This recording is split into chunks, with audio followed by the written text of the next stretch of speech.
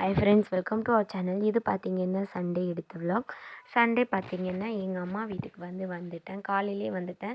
எப்போவும் சாட்டர்டே வந்துடுவேன். இன்றைக்கி பார்த்திங்கன்னா சண்டே வரலாம் அப்படின்னு சொல்லிட்டு சண்டே மார்னிங் ஹஸ்பண்ட் எங்களை விட்டுட்டு கிளம்பிட்டாங்க. எங்கள் அம்மா வீடு பக்கத்தில் தான் இருக்கா. ஸோ நான் எப்போ வேணால் வந்துப்பேன், எப்போ வேணால் போய்ப்பேன், அந்த மாதிரி தூரம் தான். அதனால இன்றைக்கி எங்கள் அம்மாவும் வந்திருந்தாங்களா, அதனால வந்துட்டேன். வரும்போது பார்த்திங்கன்னா நான் அமைதியாக கேட்டு திறந்துருந்தேன்.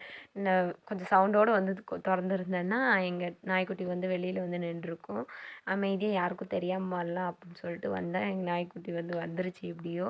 அப்புறம் விளையாடிட்டு சண்டே ஸ்பெஷல் மீன் எடுத்திருந்தோம். மீனும் சிக்கனும் எடுத்திருந்தோம்.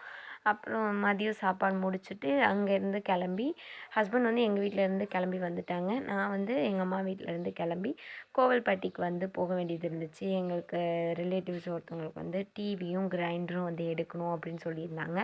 ஸோ என் ஹஸ்பண்டுக்கு சத்யாவில் தெரிஞ்சவங்க இருக்காங்க அப்படிங்கிறதுனால சத்யாவுக்கு தான் கூட்டிகிட்டு போயிருந்தோம் அவங்கள.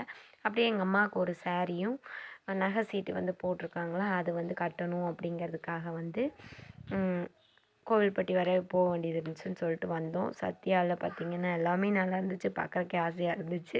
நாங்களும் எடுக்கணும்னு தோணுச்சு. ஆனால் அவங்களுக்கு கிரைண்டரும் டிவியும் மட்டும் வாங்கி கொடுத்துட்டு என் ஹஸ்பண்டோட ஃப்ரெண்டு கடையில் வெயிட் பண்ண சொல்லிவிட்டு நாங்கள் பார்த்திங்கன்னா எங்கள் அம்மாவுக்கு சாரீ எடுக்கிறதுக்கு ரீஜெண்ட்டுக்கு தான் போயிருந்தோம். எப்போவுமே ரீஜெண்ட் கூட்டமாக தான் இருக்கும். அதான் இதுவும் கிறிஸ்மஸ் டைம் அப்படிங்கிறதுனால ரொம்பவே கூட்டமாக இருந்துச்சு. போயிட்டு இந்த சாரீ மட்டும் நான் பர்ச்சேஸ் பண்ணியிருந்தேன்.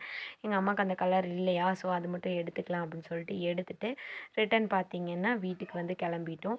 நாங்கள் வீட்டுக்கு ரிட்டன் அங்கே டீ எல்லாம் குடிச்சிட்டு கிளம்புனதுனால நைட் லேட் ஆயிடுச்சு வீட்டுக்கு வர.